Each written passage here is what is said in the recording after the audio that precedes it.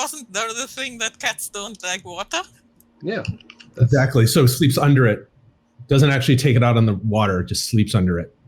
And then I've got some climber's gear and a flashlight and some the explorer's kit. Right. Which you got presumably at Explorer Mart. Ninja cats displace a beast. Does it have ninja training specifically, or is it it's pretty ninja-like. I mean, he's ninja-esque. And his name is Diskette. Cool. But not why you think. Not even going to speculate whatever's going on in there. No, I am, and I won't be able to sleep now. Yeah, what the hell? No, Jared will do that too. He just likes messing with you and making you wonder. It's true. Azio, tell us all about your character. Right. My character, I think, is the most human of all because she's an engineered human. I rolled 15 twice, so right. She's also kind of radioactive. And I already have the portrait, so rather than describing, because I'm terrible at describing with words, but also extremely resilient, coming from being radioactive for some reason. It doesn't give you cancer, it makes you more resilient. And for some reason, she had this idea of etching a symbol of the hydrogen molecule on her forehead. She doesn't know where the idea came from, but why not? I'm all with that. I really like it, in fact. One thing that I sort of noticed, I ended up strangely, I mean, the seismic and the exploding, I'm going back to my character for a sec, both mandated a +4 in athletics. Now, why they think a seismic character gets athletics, I don't understand, because they're also slow, because they're all rocky and stuff. So I don't get that. But so whatever it is, and who knows how we're actually going to describe it in play, we're talking about a +8 in athletics. Yes, so you're like a Olympic strongman. That's one of the reasons why I kind of went for the more svelte look rather than the big blocky look, and I also kind of like the idea that it just sort of comes out of nowhere. When he wants to, he just does it. Otherwise, it doesn't look like he will. But I think anybody else? I think you're thinking of acrobatics or something. I think in D&D, athletics is just like it's like swimming, running. Right, that's true. Climbing. That's true. You may have a good point there. They're also separate on the sheet. Are there any other conspirators in the group? I ended up having a significant conspiratorial slant. Which apparently, according to this game, means that we are good people for some reason. I don't know why conspiracy is our social ability skill, but you're good at convincing people about your bullshit. I mean, the funny thing is, I've got from the origin, I've got a 4 for conspiracy. Mm-hmm. But then I have this very low charisma, which works, which makes my insight really bad, and my perception, which is a little bit funny. Right. It's if you're into conspiracies and yet you're non-insightful and non-perceptive, that's actually a pretty clear profile of your conspiratorial tendencies. So that makes sense. I think in this game, conspiracy is for it's essentially knowledge of the past. Yeah, which would make a lot more sense. Yeah. So it's knowledge of groups and factions and history and stuff. And then there's an interaction skill for getting people to do what you want, I think. Conspiracy and science are my two strongest skills. Okay. Well, so we have plenty of this. That's interesting. Science. Anyway, Ross, what do you have? What do you need us to do now? Really, I mean, should we just sort of review our numbers on our sheets? There are a couple of things that I didn't really know what to put because I was too lazy to comb through the PDF. Indeed. We can certainly do filling in numbers gaps and or explaining what some of these numbers mean. I am not putting myself up as the rules expert, but I have been reading them. And in play, anyone is welcome to contribute and say how this thing is supposed to work. Particularly if you've also played D&D 4th edition, which possibly fills in some gaps in some things. I've certainly seen people whinging about how it's not a proper complete game because you need to refer to it. Go ahead. But I'm sure it's good. The other thing I was going to say is,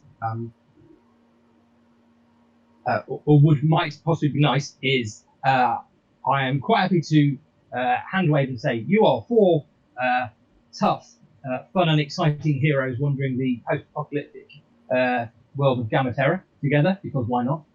And just do that. But, right. But it might be interesting if there are specific things any of your characters are interested in doing or pursuing. There is apart from else, a quest mechanic the same as in right. 4th Ed. Right. So if there are things you want to do and therefore have put in your way, as I don't know, if you have deep and exciting science things you want to explore, then. Do you mind if I review the quest rules, because they're very near and dear to my heart, and I would really like everybody to know them? So, do you mind if I state them? That sounds good. So, quests are things that the game master can either offer to us and just formally mention in the course of play that this thing is a quest, if we want to do this. Or any one of us can name a character goal and say, okay, I've got a quest now, at any time. So if it's a minor quest, then achieving it is effectively worth an opponent. It's worth the same amount of experience points as basically defeating an opponent of your own caliber, of your own power. So if you do a major quest, that's actually worth a whole encounter's worth of experience. So in this game, we're gaining experience points and we're going to get higher levels as we get more experience points. So doing quests is, as they're saying, it's as good as defeating opponents or overcoming an entire party's worth of opponents, depending on the size of the quest. So at any time, one can say, well, I'm making it my business to take care of this thing, to do this thing, and I'm calling that a minor quest. And when and if you do it, you get experience points, regardless of how many things you did to do it. You get experience points for those too. But when you do it, you get another bump in experience from it. And the thing everyone misses about 4th edition is that this is a player elective act. You can state your own quests at will. So it's worth thinking about. And also, with all the strange chunk that we've got, it's easy to imagine a quest that's centered on one of our apparently mundane, but for our characters, pretty weird equipments. Right. There may be something that has given us, or one of us anyway, either collectively or all of us, some urge, to go use it or find out about it or discover where it came from or who knows what. Like I have a coloring book, which is a very powerful artifact, as everyone obviously knows, and that certainly contains some interesting. I am saying if we don't turn that coloring book into some sort of powerful, some sort of important content for us, then I will be sad. I've already decided what it is. Yeah. It looks like this, but I can't read it because it's written in some strange language that nobody knows. Right. I'm strangely hungry. Mm-hmm. You monster! These are the Is that a cookbook? Yeah. Probably is. We should try to find all the ingredients. That's right. How to serve mice. Exactly. Well, anyway, so I am also pretty sure I've got my armor class and everything. I gotta say, I did take light armor, but I'm not sure whether I want to actually consider my character to be wearing armor so much as just being that much more rocky or solid, depending on what Ross lets me do. And I did come up with I took the basically standard starting pack of things without troubling to choose things. But I have a heavy one-handed weapon and a two-handed ranged weapon. And I haven't decided yet. Either my character actually has a weapon that they carry about, and I know what it would be, or it's basically like a big rock. He's able, he has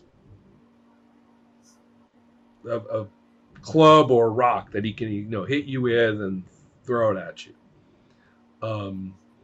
And so I don't know how much latitude we have for that. On the other hand, I do see if you want me to have an actual weapon, I will.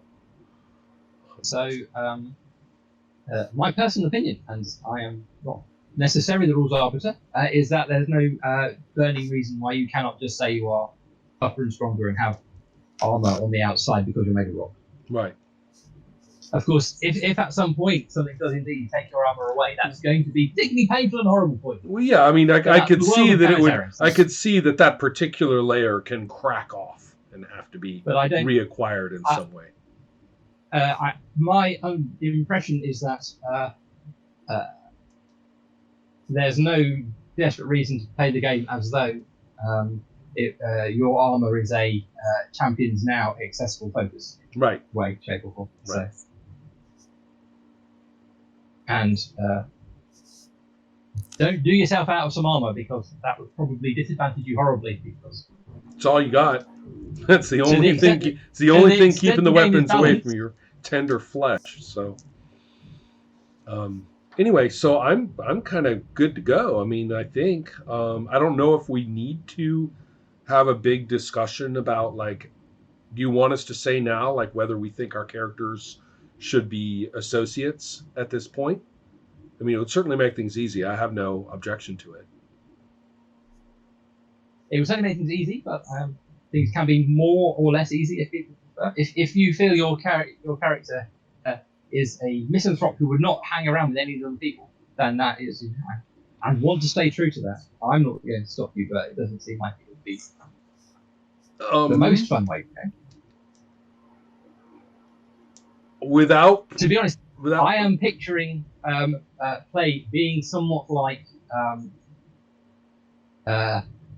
some cheesy western where you roll up into in post-apocalyptic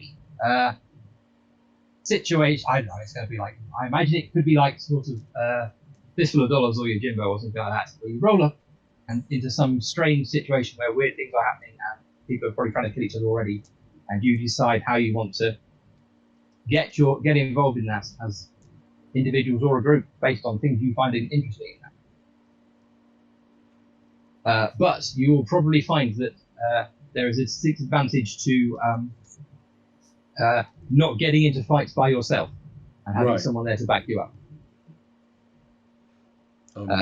And getting into fights is probably something that's going to happen quite a lot because this is a D20 game and a D20 game based on 4th ed. What do people think about providing just the tiniest bit of group association? And Tazio, what do you think of having your character be relatively new to the surface, if you see what I mean? Oh, I love that. Just out of the tank. Right. Where she being or out of the underground complex where everybody salutes the flag or whatever it is. Right.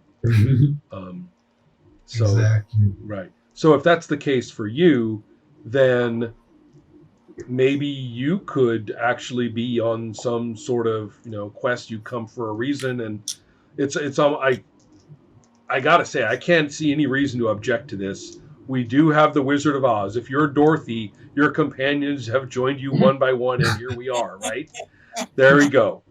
Right. It doesn't have to be hard. Right? True.